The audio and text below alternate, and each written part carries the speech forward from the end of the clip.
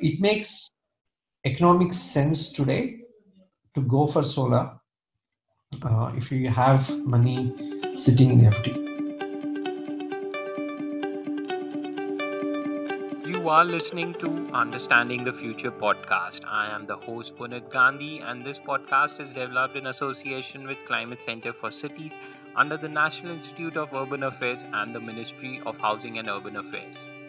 This is a podcast where we discuss about the future of work in the field of climate change, urban development, innovation, and sustainability with the help of leaders and visionaries working on ground as well as in the top management of public and private sector.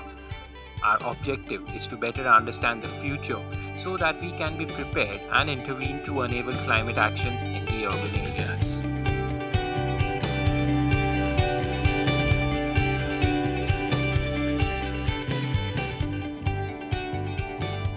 Hello, Harsha, and welcome to Understanding Future. Great that you are on this talk show and will be helping our audience understand the future of rooftop solar. So, if you can briefly let us know your journey and EcoSoch journey, that would be of great. Thanks, Puneet, for having me in the show. It's a great pleasure, in fact, to come and at least share my experiences. And really, you don't get these opportunities to actually talk about your journey to others. So, this my journey is probably inspires some of your audience as well. Just about EcoSoch. It actually comes to being part of the disaster that happened in 2004 when tsunami struck. I was in India at that time. I worked in one of the remote villages in India where tsunami had struck, and that actually gave me first-hand look at how nature can actually impact all of us, right? And that also brought me to understand the issues of climate change. Although tsunami was not climate change, but that climate change could cause equally damaging things to the world was something that I came around 2005.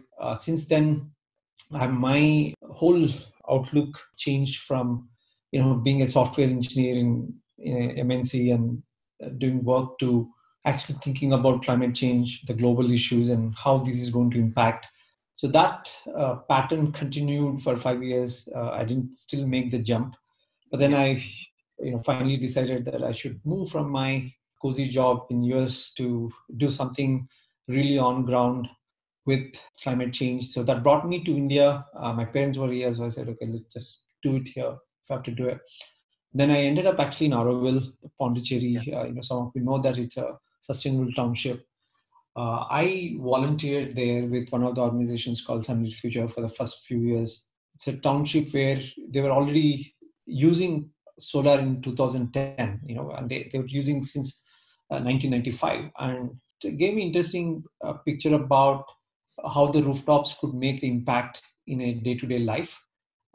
Made me travel to different parts of the country, look at the villages, people getting the water through solar water pumps, and made me go to Himachal Pradesh, in one of the remotest areas in Spiti Valley, where the solar was a big impact because they've never seen the power in their life.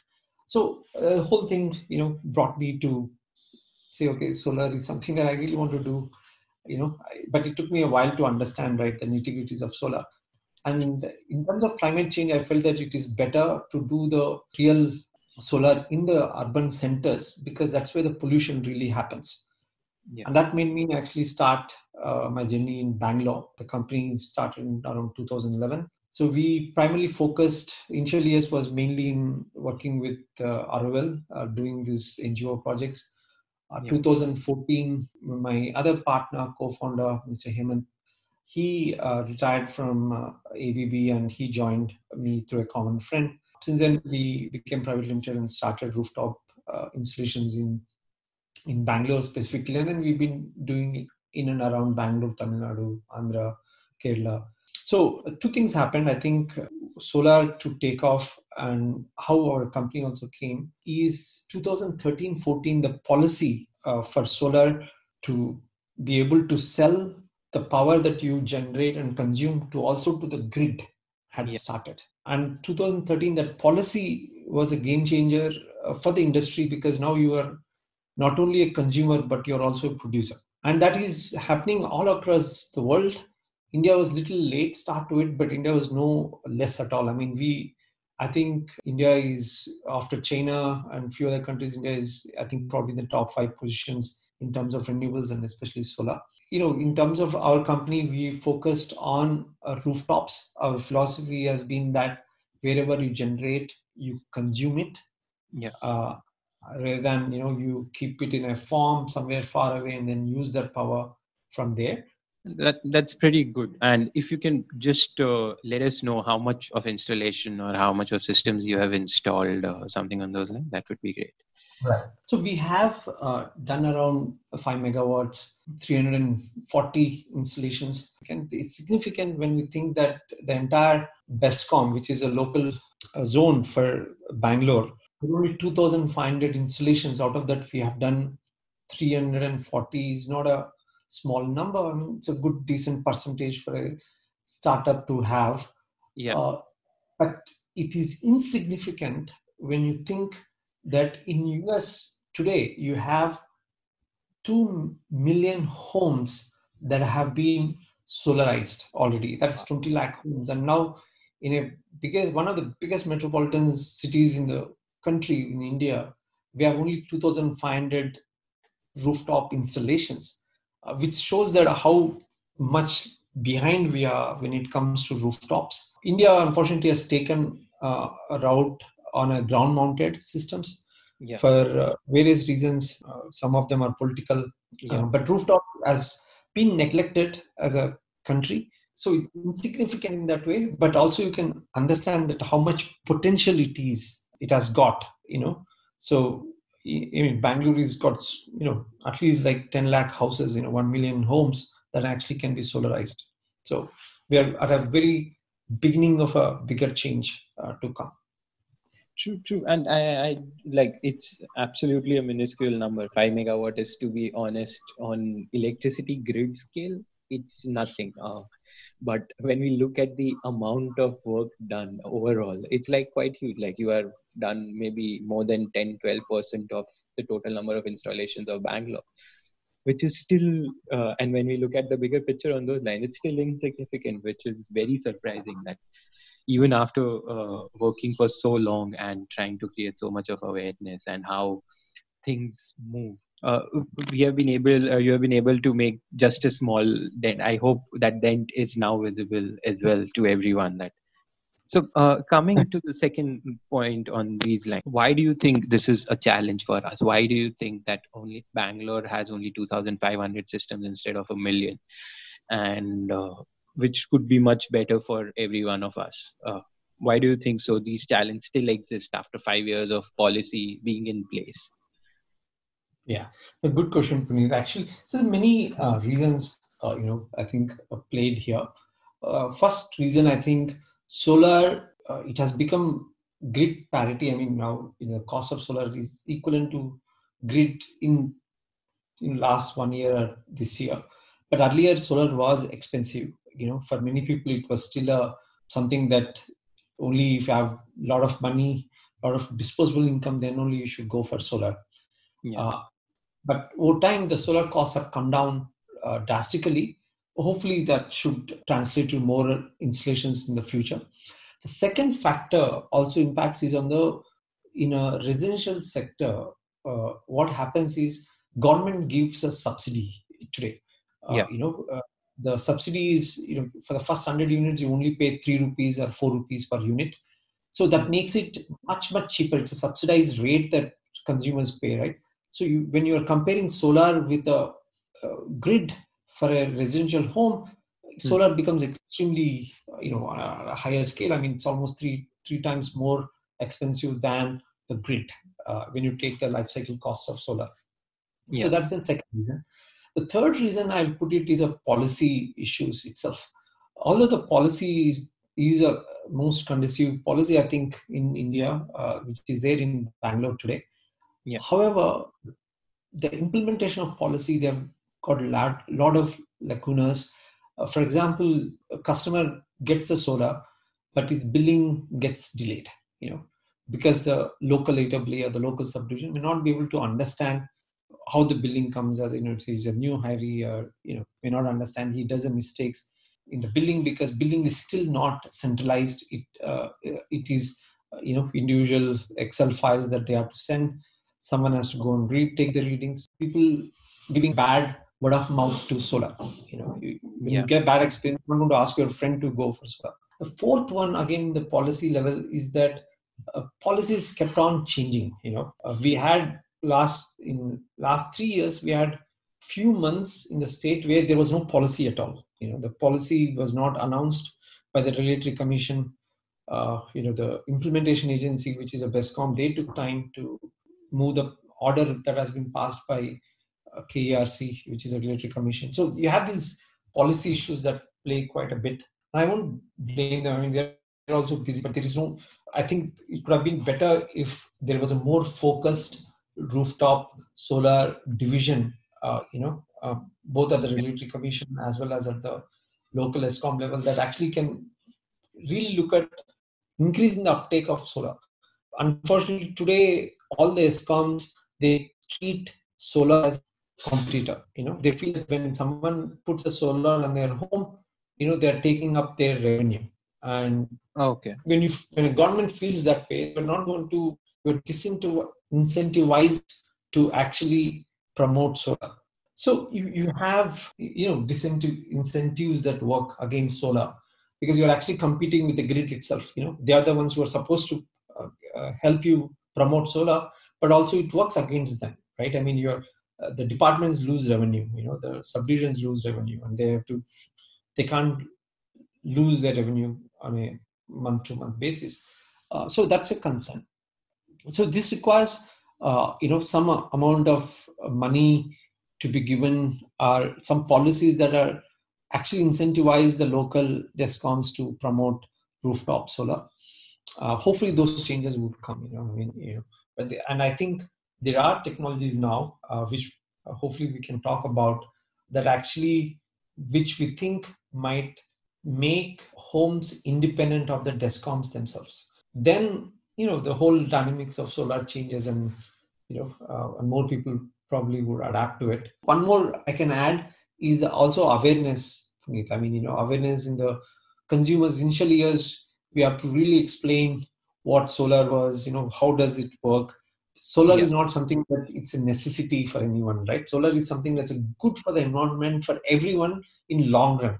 But in short term, it's better to buy a gasoline car, and which looks all shiny, than to buy a shining solar panel. But with time, 2-3 things have happened, and to complete the topic, the good thing that have happened is the ESCOM rates have gone up.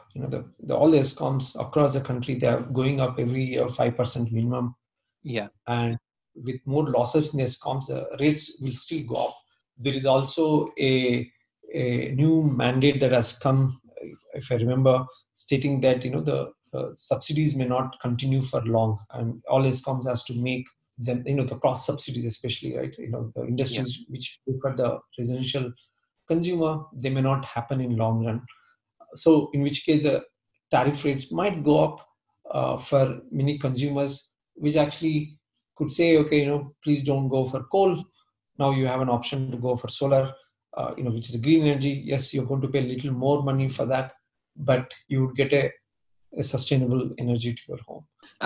Just again briefing on those lines. So policy wise, I also believe that things have not changed at a lot of places. But then if I look at it in Delhi as well, it's DISCOM generally keeps a telescopic unit cost. They have something like, okay, till 100 units you have free or something, and then post that, it just goes so high that it pinches you. Like if I am using in summers AC and all, my unit cost goes around 9 to 10 rupees a unit, which is quite high. And in that case scenario, to be honest, solar would be much more cheaper for me than the unit cost of this thing. Again, the problem also lies with, I think, rooftop solar on shadow, which is one of the biggest hindrance in this sector.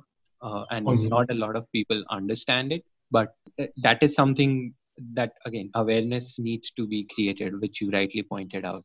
And then coming to the consumer perception, How do you think this has changed from 2011 to now 2020? How do you think people have started adapting to this? Perceptions actually are see, when I remember in 2012, I did an event at PwC. Someone had said, can you set up a stall and talk about solar? And I Yeah, still remember actually, and Genpact, I think there's another company where I remember putting a stall there, and people come in asking, I've taken a sample solar panel to show them that okay, this is a solar panel, yeah, and people telling me that what exactly is this, how does it work, can it heat up the water, yeah. things like that, right? I mean, but on the other hand, I also found that the person who had come from Bihar, I remember, who Yeah, was actually come from a village, and he was an engineer, but he yeah. could immediately recognize the panel. He said, this is solar panel, this is solar lantern that he Wow. used to have when he wanted to go for solar. And in the urban sector, it was completely unknown because no one has actually seen solar panels till then, right? I mean, day to day life, Yeah, you don't see it, but it was already available in the form of solar lanterns. In villages, even when I was studying, I mean, to tell you, actually, that was in '92, right? yeah. I was in doing my 11th standard, or at the time, my dad actually got a solar lantern, you know, Oh, wow.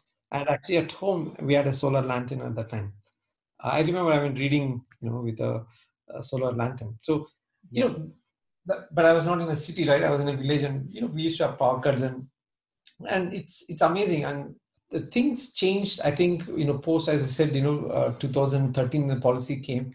We really have to tell them, do the first pilot projects to some customer, and then yeah, they actually had word of mouth to their friends and their friends. So, and many companies started, and it's not just us, and many companies in Bangalore, they started, who understood solar and the values of environment, they actually started promoting. So I think the whole ecosystem was built in last 5 years, which didn't exist in urban centers. And I think today everyone understands. And initially, when you explain a concept that you can sell power to the grid, no one used to get it. Now people understand it. Most people understand it, at least in the middle class and higher middle class, and people who have independent homes, or even the apartment complexes. I think that there's a huge change in awareness. Only thing that is now the issue is more than awareness. I think is coming to financials at this time. You could see a faster adoption rate in India. yeah.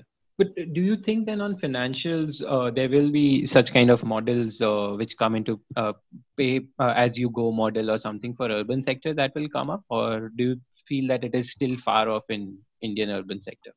No, I think it will come, and I'll talk about it in a little more depth. I think blockchain is something that I'm really looking forward to, Okay. where you actually can see today when someone builds it, right? When ESCOM builds it, the billing happens exactly at the end of the month, or when the account gets settled.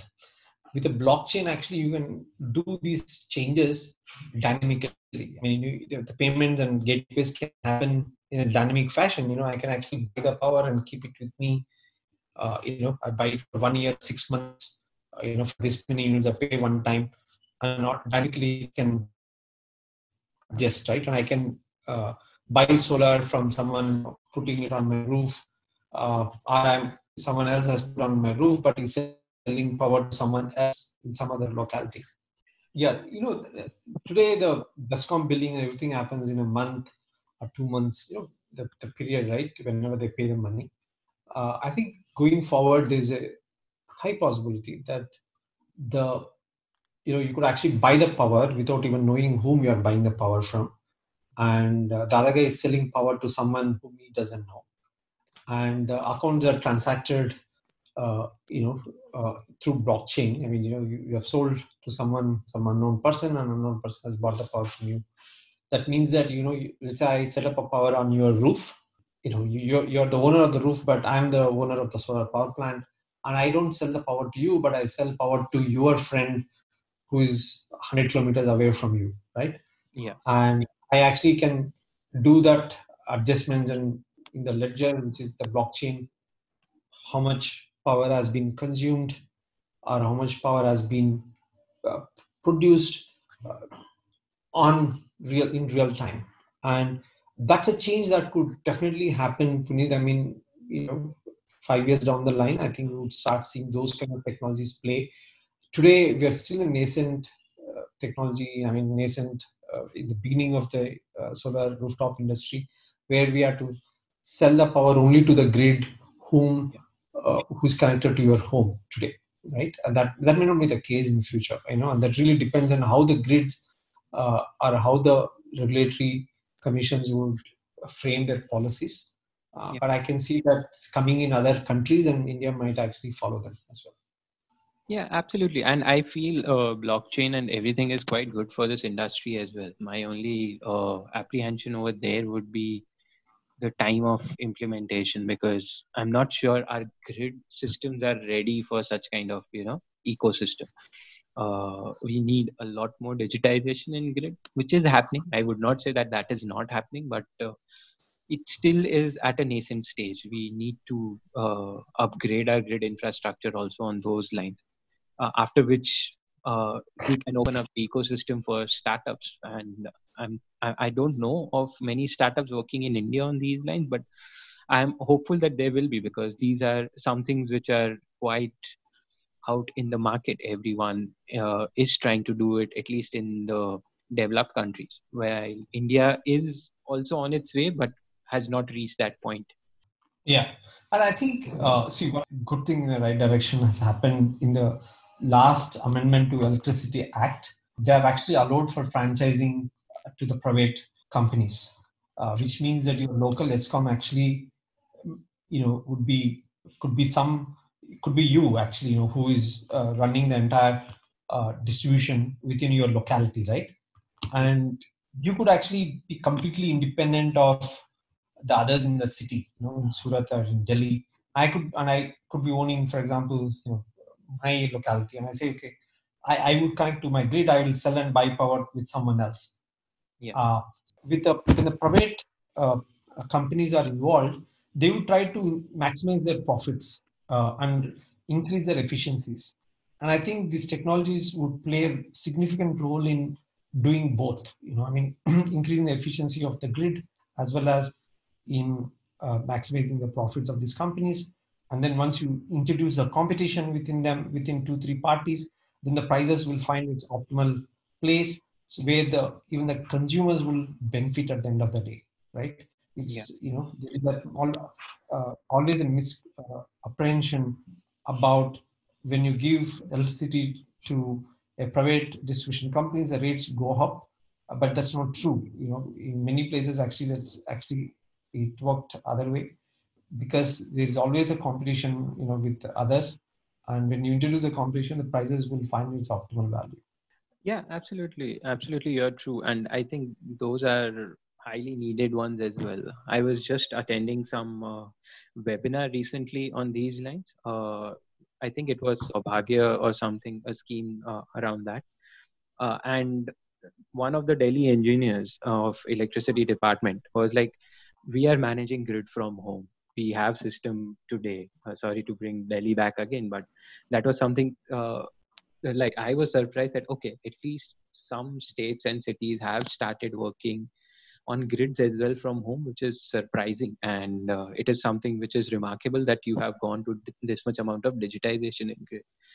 And I think more of such solutions can be replicated across India, at least to start off with metro cities, and then moving on to tier 2, tier 3 cities as well. But that would be a big help for everyone, I feel. So coming to now the next part of the ecosystem development, where there is a huge play of electric vehicles that are coming in. What do you see on those lines? How do you see residential rooftops and electric vehicles getting matched in India? Because that is something a lot of people are talking about. That is something that a lot of people are eyeing for. That this is where both the systems will start get complementing each other and helping each other out. What's your take on that? I actually been driving an electrical vehicle since 2014. I just Yeah. got my second EV vehicle Oh wow! just Congratulations. last week. Thank you. It's a someone has driven that car. It's just 10,000 kilometers and works fine. There are no Yeah. moving parts in the car. I mean, other than the wheels. And that car works absolutely fine. And it's got warranty. So I actually picked up one car. Yeah. Uh, and the thing which I saw with the first car as well, I spent I think 7 lakh rupees on the car, and the amount that I saved for driving, I drove like 1 lakh kilometers, and you know Wow. you literally per kilometer, even if you say 5 rupees per kilometer without considering that there are no maintenance costs for electrical vehicle, Yeah. you have actually saved 5 lakh rupees just there, right? If you take 5 rupees per kilometer, typically for most cars in India, in urban cities, they actually per kilometer it might cost you around 8 rupees to 10 rupees. But even if you take 5 rupees, you actually got your money back Yeah. on the car. Now, Yeah. I think those economics will start playing significantly in the consumer market going forward. Uh, we have seen already in the two-wheelers segment now. Two-wheelers have picked up, like companies like Ather, Hero, Bajaj is now launching EV auto rickshaws. Mahindra is launching auto rickshaws, and then many of the scooter companies have their pipelines already coming with the electrical vehicles. The reason why it's playing out well is the economics of EV work out much cheaper, much cheaper, in fact I must say, than the regular combustion engines. On top of that, a lot of advantages of EV, right? It doesn't make sound and other things. Now, unfortunately, all these EV vehicles depend on electricity to be available. Now, in India, one thing which we know, if you go out of urban cities, is there is no power available 24 hours. True. You have Nirantara Jyoti scheme, but many places you do still experience the power cuts, either because it's a scheduled power cut or because your transformer has gone bad and no one else is there to repair it for days together. Yeah. Now, in those cases, what is the source of power to charge your electrical vehicles? Now, solar actually plugs in very, very well in those areas. When you go to the remote parts, I think tier two cities, you have a challenge of electricity, and you can actually have the solar power plants. You have a lot of space available. I mean, if you just go out of the cities looks cramped, but if you go outside, you have lots of spaces. You can actually set up the power plants, one every village outside, where people can actually put their vehicles, charge them, and then take them during morning time. Now, these kind of ecosystems are being built, and they will be built. It has just started on that. In fact, one of my complaints always has been that most of these EV companies look at urban market, Yeah. uh, whereas I feel that market is actually in the tier 2 and tier 3 cities, where you don't have petrol pumps. You have people, actually there's no traffic, but you have to go long distances to go to your farm. Your Yeah. farms would be around 50 kilometers away from your small town, and you have to go every day and come back. You have a big market there, right? Yeah. Provided you have a power availability there. Now, so it's a chicken and egg problem, right? Now you need to provide the power so that people can buy their electrical vehicles. I hope Indian government works towards providing spaces for some of the companies, as well as government incentivizes to set up the solar power plants and incentivizes EV vehicles, so that they can actually, you can build a complete sustainable ecosystem within a small townships. True. Much possible, Puneet, today than it was even 1 year ago, 2 years ago. Uh, Added to that, you can actually have batteries packs, where you can store the power in the morning time and use it during night time for charging, and use the same battery packs again to run your household appliances as well. So there are multiple things that could be done, and I think this all these things would come in the future. I mean, I feel I'm happy and glad that fossil fuel industry is on its way out. Maybe not in 10 years, but at least in next 30 years. Yeah. So my question is that you are talking about the whole ecosystem of electric vehicles, solar, and battery for home. And in that case scenario, I think it's easier to be done in rural than in urban areas, specifically because of the density and the crowd already present in the urban area.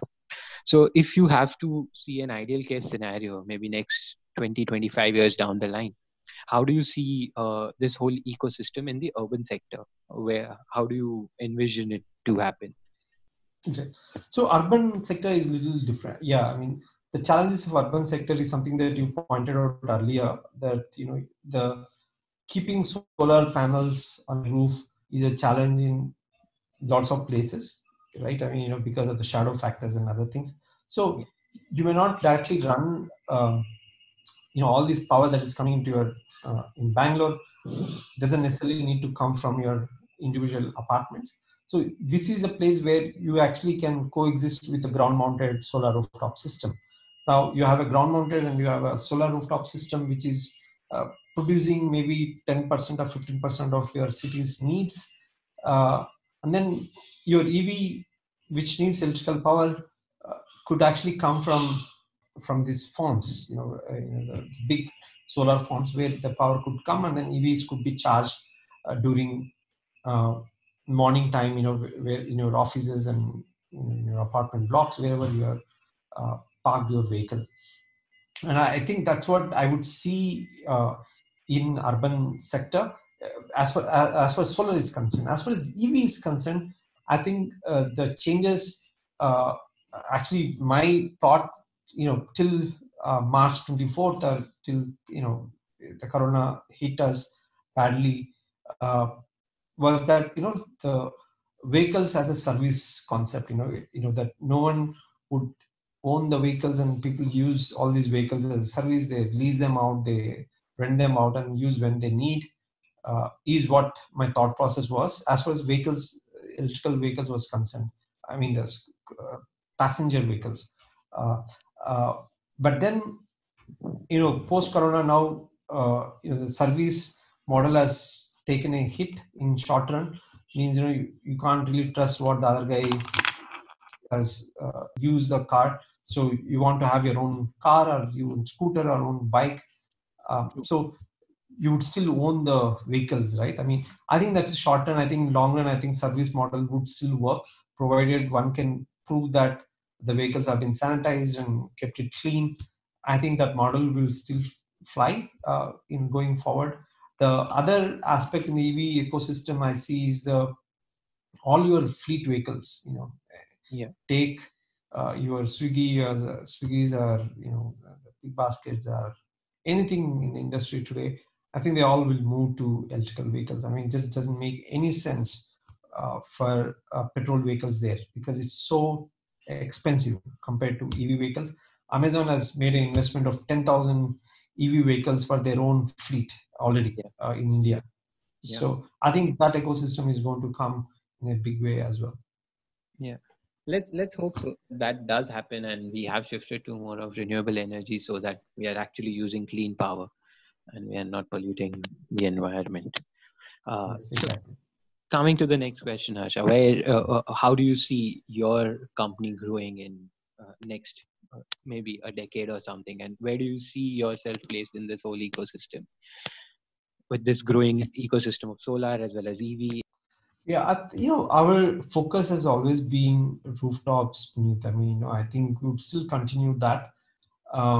Solar, we think as of today, we are not really tied up to solar as much as, I actually passionate about, and I'm passionate to talk about it.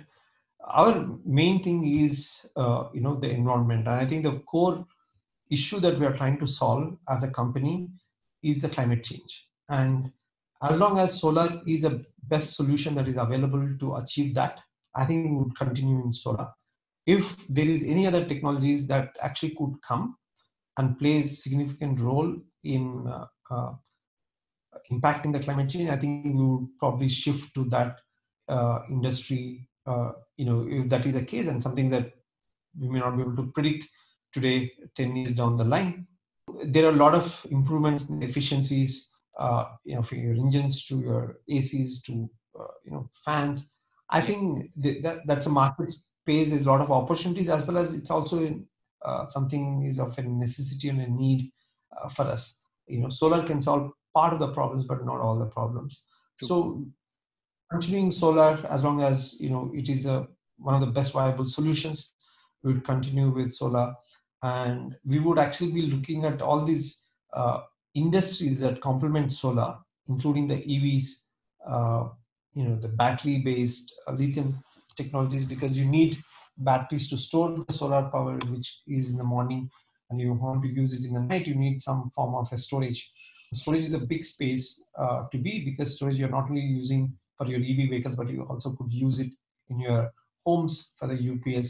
So that's another market that is of interest to us. If right opportunities strike, and we have enough resources, is something that we would work on.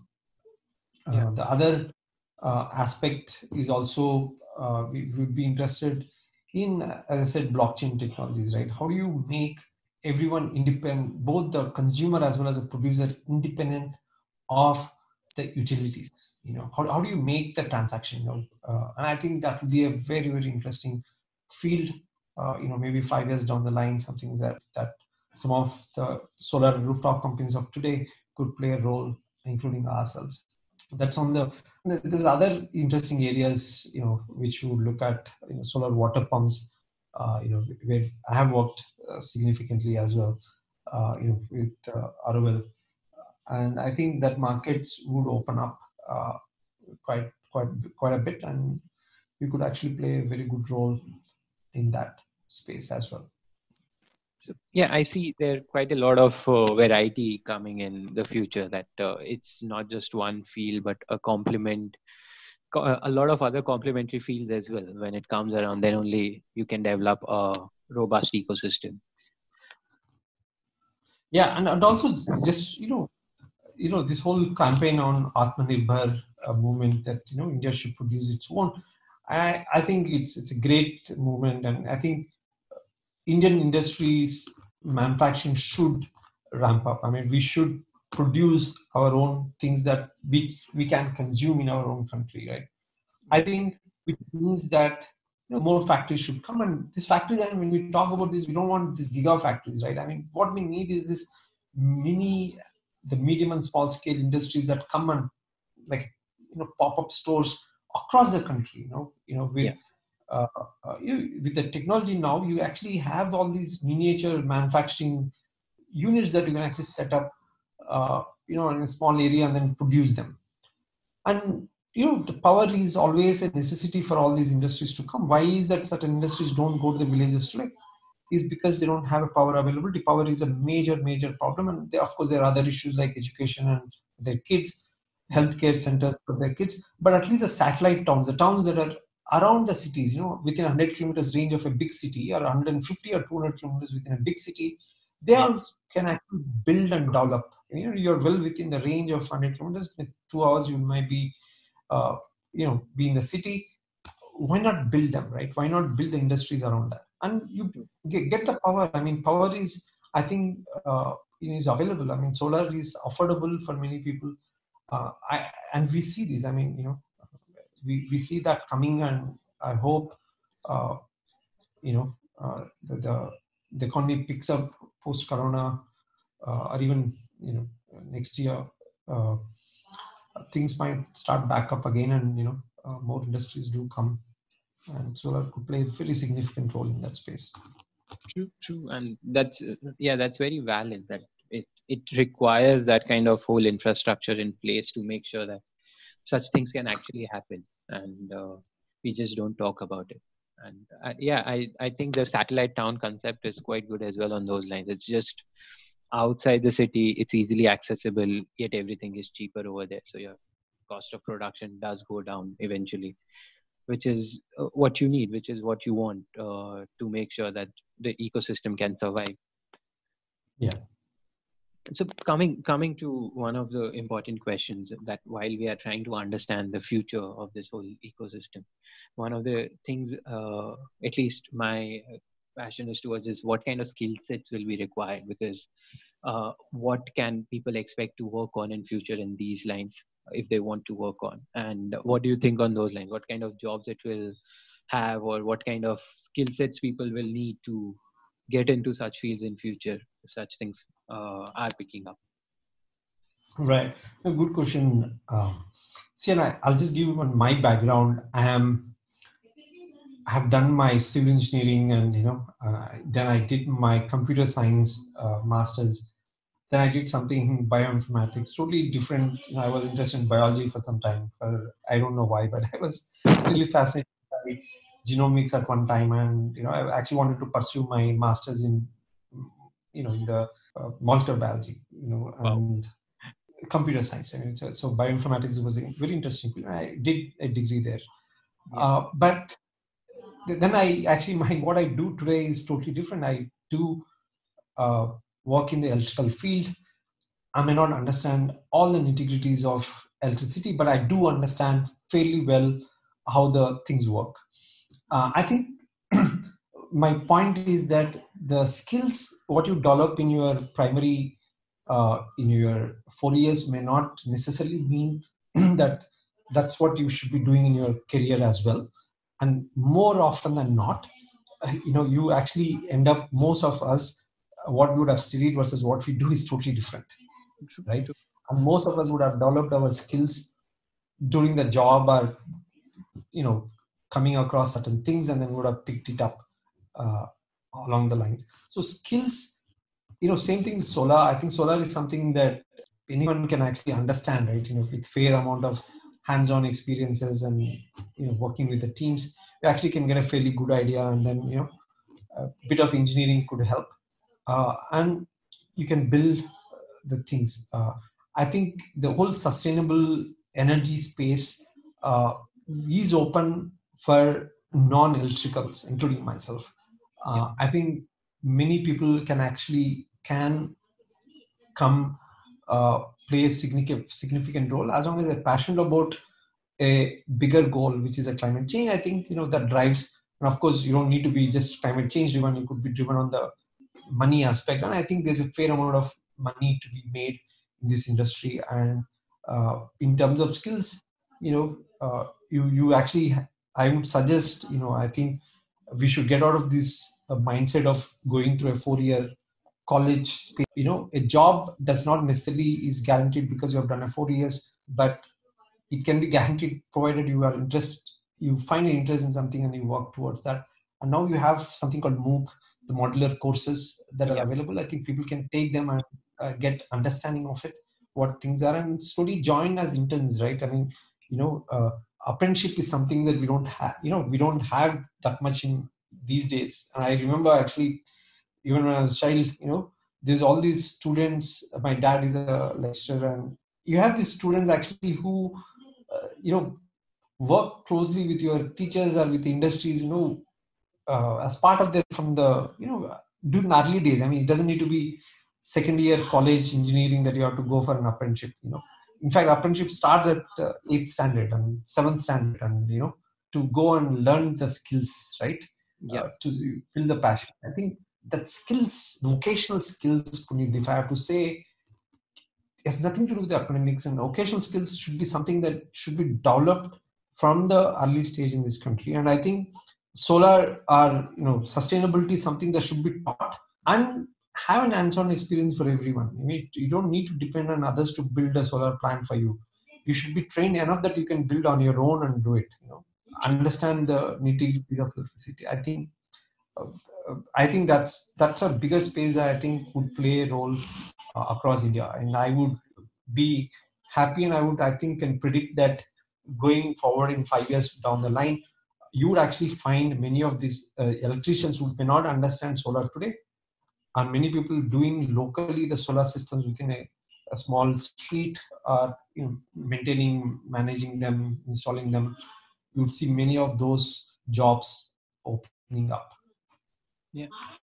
Thank you. Thanks a lot, Harsha. This was quite insightful for sure. The whole of your journey, EcoSoch's journey, and where do we see the whole ecosystem of renewable energy and electric vehicles going in together. Any last comments do you have, if I have missed out on anything that you would like to fill us up on? I think only one thing which I suggest is on the COVID situation. COVID has played, um, it played in a native role for not just for people's lives, who are directly affected with the positive cases, but it also has a lot of impact on the livelihood of many Indians as well. And Yeah, this is across the world. Solar is no exception to it. Solar has actually taken a hit. I was reading some article that year on year, solar industry has from last quarter two of 2019 to this year, there's an 81% dip in terms of the new plants production. yeah, I think that's a significant number, but there are positive signs are also there. Industry has picked up. We expect that industry to turn around in Q3, Q4 time. Maybe Q2 is almost getting over, but Q3, Q4 we are seeing it. I mean, we have seen the interesting number of people reaching out to us for solar on the rooftop. Uh, and if I have to add last point, Puneet, that today when you put your money right in an FD account, you have money and you put the money in FD account. The FD interest rates, because of COVID situation, have actually dropped. Now you actually get around 4% to 5% at most, the FD interest rates. And many banks are also are not in a good shape. As bank was an example of it. yeah, uh, you know so keeping money in one bank itself is not such a great idea. You may want to at least distribute it to multiple banks. And if I can add, you could actually invest that money in solar rooftop on your own roof, which actually can give you returns. Even for a small system, you're looking at a returns of 8%. uh, yeah, Earlier it was cheap, less than the FD, but now FDs have become cheaper. So you actually, if you want to do solar, I think it's a good place that many of your audience who are thinking about solar, it's a good place. Your returns would be anywhere above that. Probably you would get your money back within 6 years, or small systems or bigger systems, even 4 years, you probably get it back. yeah. It makes economic sense today to go for solar if you have money sitting in FD. So with that, I thanks Puneet. I mean, I think that's all I had to say. Thank you, I Harsha. And how I can wish. people reach out to you, if you can just let them know that if they have any more doubts? Yes. We are at www.ecosoch.com. Our company name is EcoSoch Solar Private Limited. You can reach me at harsha@ecosoch.com, and also at the website you can reach out in the query form if you have any questions or if you're interested to go solar. We do occasionally run our workshops. You could register for one of them. If you want to listen and get a big picture of technically on solar rooftops. And if some of your audience is interested to start their solar business, I think I really welcome it. I think there's a bigger market to do. So and if you have any questions, need help, you can always reach me out. Yes, I do recommend the webinars they do. They are quite informative on a lot of technical aspects of solar. And if you have never attended it, do attend it. And basically, now you can do it from anywhere because they do it online. So I would highly recommend that. Thank you, Harsha. Thanks a lot for your time, and thank you for very insightful journey about the whole ecosystem and your company. You have been listening to Understanding the Future podcast. To know more about Climate Center for Cities, visit us at www.c-q.niua.org and follow us on LinkedIn, Twitter, and Instagram. The show is conceptualized, hosted, and produced by Punit Gandhi. You can listen to the show on Apple Podcast, Google Podcast, and Spotify. So don't forget to subscribe to the podcast and share it with your friends and colleagues. Thank you and stay tuned for the next episode.